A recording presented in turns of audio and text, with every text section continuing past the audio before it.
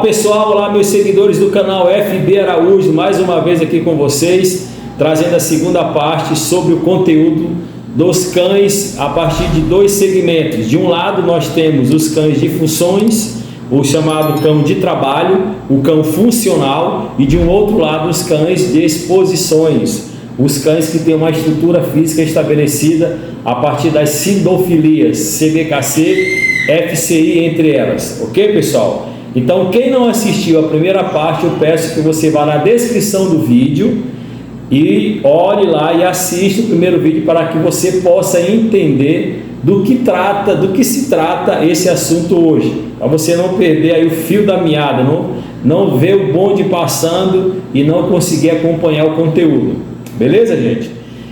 E nesse segundo vídeo eu quero trazer uma formatação diferente. No primeiro vídeo eu falei sobre funções, cães de funções, que a gente chama cão de função, cão de trabalho. Falei um pouco dos cães de exposições, eu trouxe alguns exemplos, inclusive o exemplo da minha criação, do meu modelo de criação de cães com meu pai, a partir dos meus 10 anos. E nesse segundo vídeo eu quero trazer algo mais formatado, eu quero trazer exemplos de profissionais gabaritados, tanto de um lado quanto do outro. Eu quero trazer pessoas que têm renomes, que são criadores, que são adestradores, que são médicos veterinários, que criam cães a partir da função, do trabalho. E de um outro lado também eu quero trazer alguns nomes, e principalmente de algumas federações e das sinofilias, que tem aí o seu grande projeto de trazer cães de estrutura não só nacional, mas também via mundial, né? A nível mundial, melhor dizendo.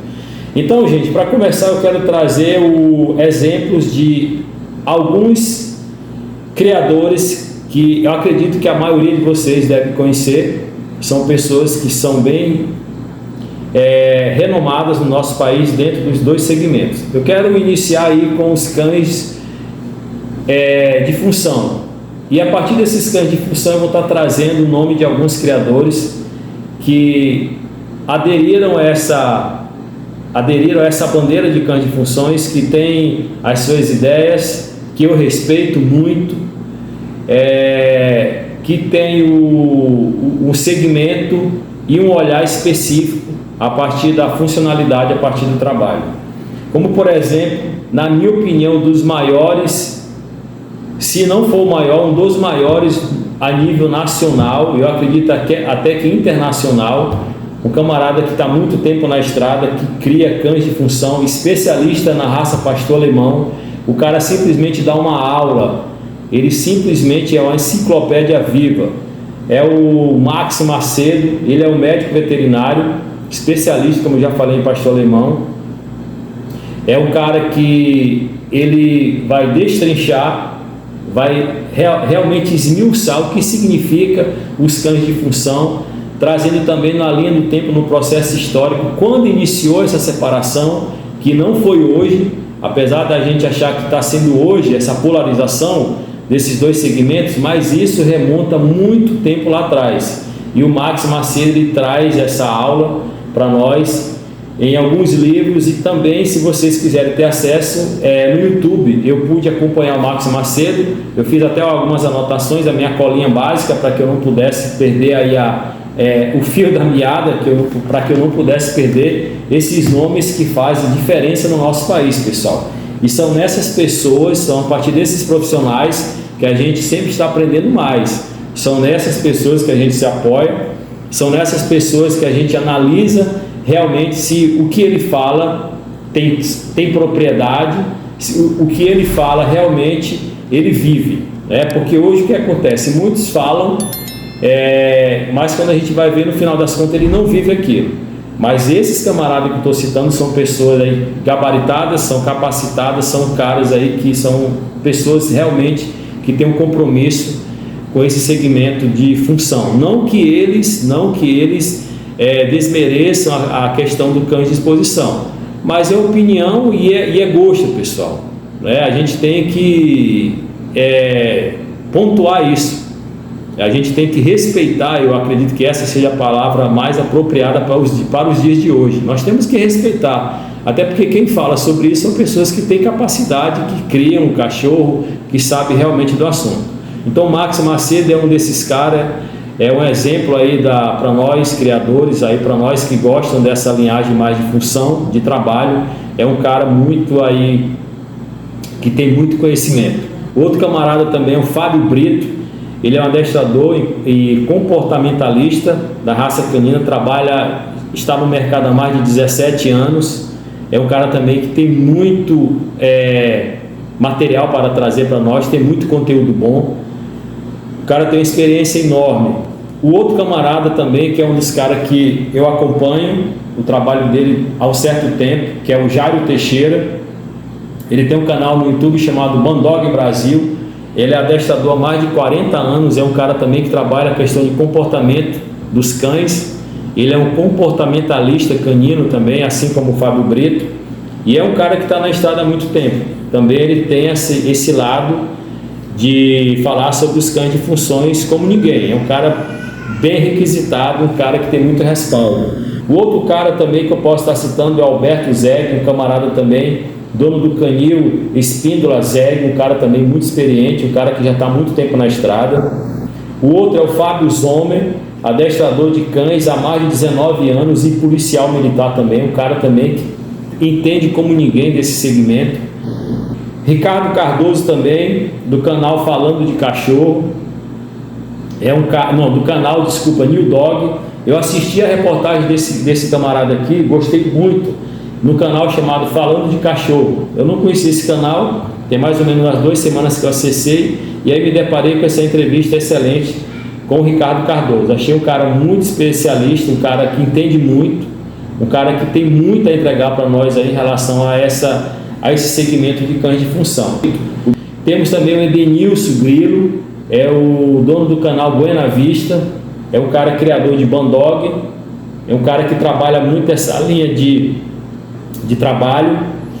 E assim, são pessoas que a gente não podemos jamais ignorar a fala desse pessoal. Não são amadores, são profissionais que estão no mínimo aí no mercado, no mínimo há 15 anos. Então assim, são adestradores, a maioria deles são médicos veterinários, tem alguns médicos veterinários, tem o que trabalham no comportamento canino, são pessoas que entendem realmente do assunto. Tá bom, pessoal? Aí você pode estar me perguntando, Paulo, mas você trouxe só esse timaço aí do outro lado dos cães de exposição. Mas do outro lado, pessoal, nós temos nada mais, nada menos que dispensa apresentação as sinofilias. E aí eu trago aqui nas minhas anotações, na minha colinha, a nossa CBKC. A CBKC, que é um serviço de sinofilia nacional, a Confederação Brasileira. É a entidade master da sinofilia nacional, foi criada como sucessora dos convênios nacionais e internacionais do Brasil Kennel Club e tem sede no Rio de Janeiro. É a única instituição, olha só isso, é a única instituição brasileira federada à Federação Sinológica Internacional, ou seja, a FCI, que é a maior comunidade canina do mundo. Então, assim, dispensa apresentação. Se de um lado eu tenho cães, ou melhor dizendo, se do outro lado eu tenho proprietários, adestradores, médico veterinário que criam cães a partir de função, a partir de trabalho, desse outro lado eu tenho a CBKC, que dispensa novamente a apresentação, porque ela já está há muito tempo no mercado e é uma entidade, é uma sinofilia que traz aí os padrões, as estruturas das raças dos grupos caninos. Ok, pessoal? E reforçando ainda mais, eu quero trazer também falando mais sobre a CBKC, é uma entidade que possui convênios não só com alguns clubes federados do nosso país, mas também com a AKC, que é dos Estados Unidos, a CKC do Canadá, o The Kennel Club da Inglaterra e a ANKC da Austrália. Ou seja, literalmente dispensa as nossas apresentações. Então, a CBKC ela tem um trabalho a longo tempo, a longa data. Ela se organizou numa exposição mundial, eu acho que vocês, quem acompanha aí o mundo canino, em 2022, eu fiz até a anotação aqui, onde foi comemorado 100 anos de sinofilia brasileira. Lá estava a CBKC fazendo esse importante evento que foi em São Paulo. Hoje a CBKC está na casa dos, acho que 102 anos, e aí foi comemorado em São Paulo, no ano de 2022, os 100 anos de CBKC, ou seja, mais de um século, né? Ela já está com 102.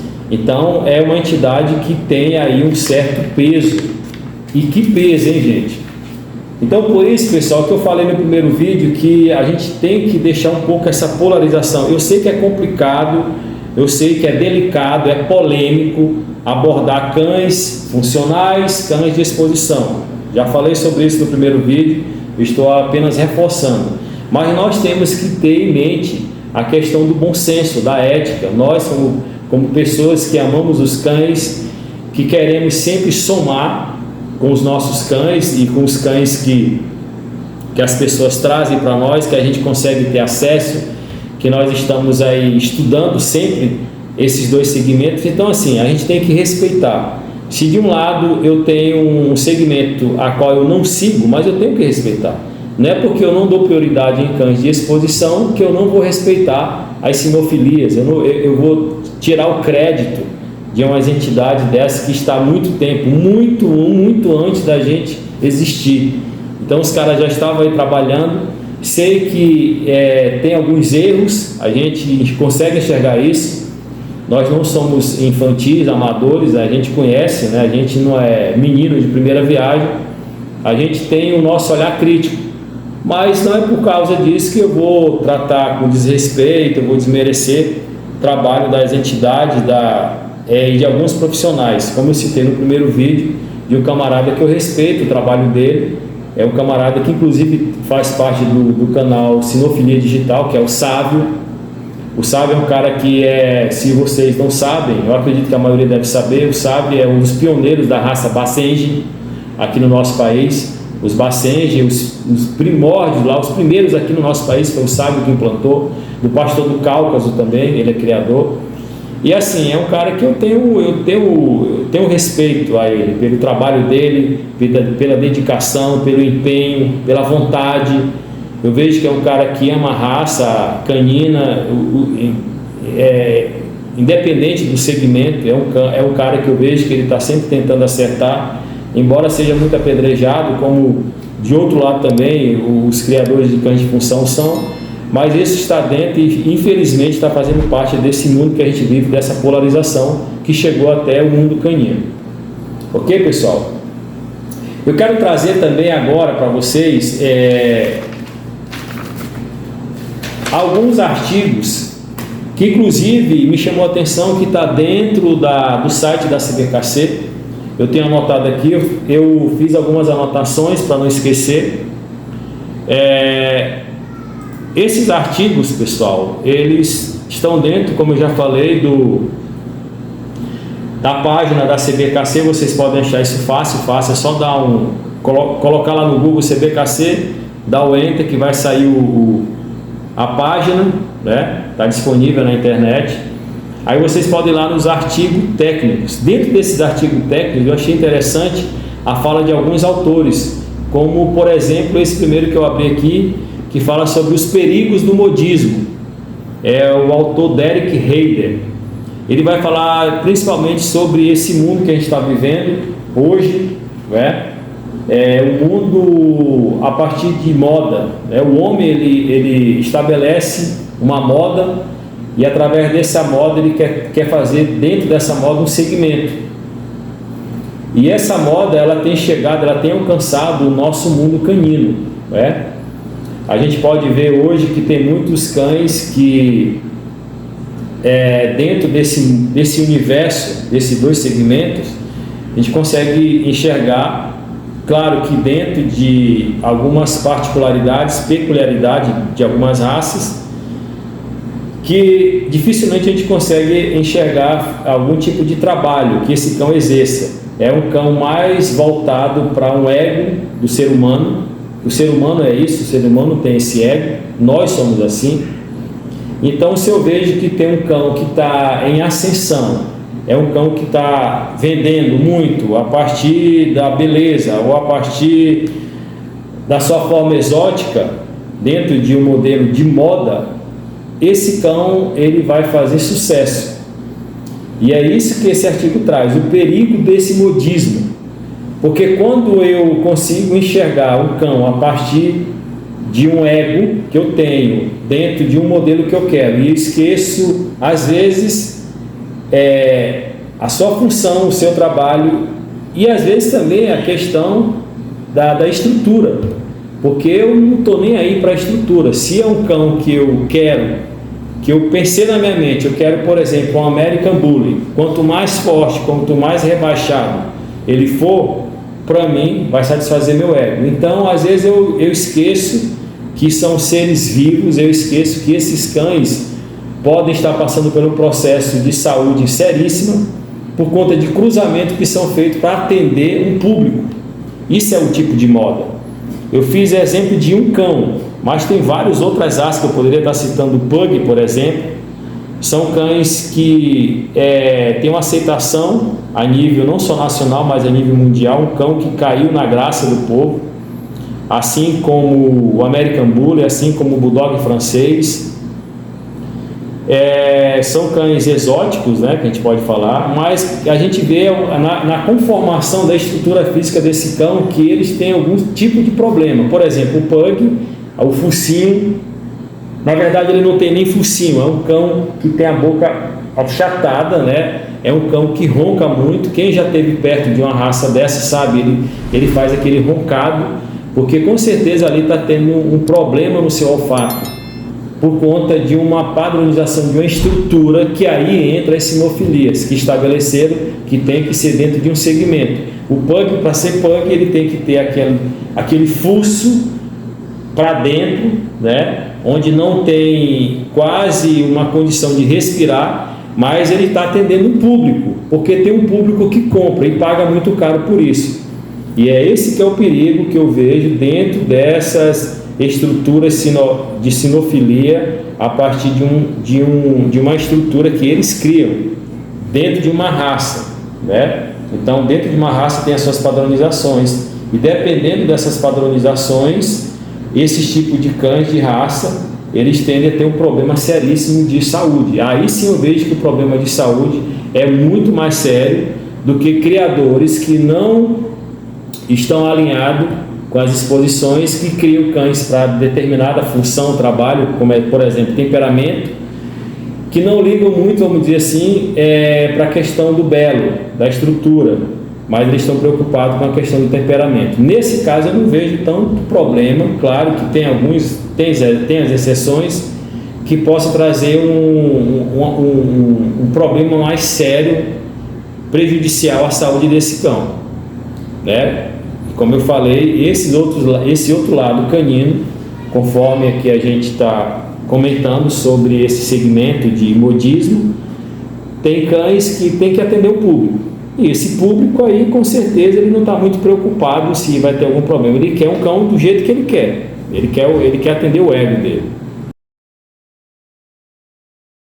Porque eu deixei de passar dois pontos importantíssimos. Um é sobre o currículo do veterinário Max Macedo, e outro é para falar um pouquinho da história bem breve da FCI, Federação Sinológica Internacional. E do meu lado aqui o meu filhote Miguel Arthur, de 3 aninhos, já estava indo dormir, mas viu o pai fazendo o vídeo, veio aqui comigo, dar aquela força, dar aquela moral. Dá um alô pro pessoal aí, meu filho. Seguidor do nosso canal FB Araújo. Fala como é que tá, galera, tudo bem? Forte abraço, né? Então vamos lá, pessoal, é o seguinte, o currículo do Max Macedo, para vocês terem noção da propriedade de quem está falando aquilo que eu citei no vídeo. Max Macedo é um médico veterinário formado pela Escola Veterinária da Universidade Federal de Minas Gerais em 2000, proprietário da Companhia de Cães de Patrulhamento e Detecção, empresa dedicada à criação de cães para trabalho, ao seu treinamento e à instrução de pessoal de segurança pública e privada, voltados ao emprego de cães de alto desempenho para patrulhamento, detecção de drogas e explosivos e serviço policial em geral. Atua desde 1992 na área zootécnica, com ênfase em comportamento, etologia e melhoramento genético de cães para trabalho policial e militar. Pioneiro no Brasil na criação sistemática de cães pastores alemães, com genética especializada em trabalho e esporte. árbitro internacional, e não acaba não, gente, árbitro internacional de cães de trabalho do Clube Brasileiro do Pastor Alemão e da Confederação Brasileira de Sinofilia. UFA, primeiro tenente veterinário da reserva do Exército Brasileiro, serviu à Força Terrestre como oficial veterinário de 2001 a 2008, especializado em cães de patrulhamento e de detecção. Compôs a primeira equipe nacional de condutores de cães de detecção de explosivo da Força Nacional de Segurança Pública em 2005. Eu acho que deu, né, pessoal? Tem muita coisa mais para falar aqui do camarada. O cara é muito conhecimento desse camarada. O cara é um monstro na área. Então são essas referências que eu trago. Uma outra coisa é sobre a Federação Sinológica Internacional. Fazer aqui um adendo bem rapidão com vocês, bem rápido. A Federação Sinológica Internacional FCI, sediada na sede de Thuin, na Bélgica. FCI conta atualmente hoje com 95 países membros e parceiros, inclusive um deles é a CBKC aqui do Brasil, reconhecendo um total de 344 raças de cães, olha só isso, sendo cada uma delas a propriedade de um país específico. Cada uma dessas raças possui um estandarte, ou seja, um padrão estabelecido pelo país proprietário e aprovado por quem? Por ela, a FCI. Então é aquilo que eu falei. Dentro dessa padronização estipulada pela Federação Sinológica Internacional, que é a FCI, aí as outras federações, como a CBKC do nosso país, ela tem que seguir os ditames da FCI, da mãe maior, da matriz. Então, se ele segue uma agenda, aquilo que eu falei no início, ele segue uma agenda, não estou falando que segue, não estou falando que a FCI está seguindo um novo patamar, um novo modelo. Mas se porventura vier uma agenda dentro de uma padronização e ela fazer o repasse para as demais federações, vocês acham que as federações menores elas vão seguir a FCI ou não?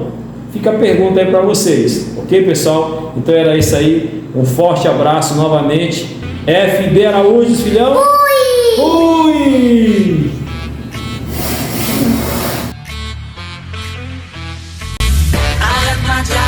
My car and my home. I'm leaving for a destination I still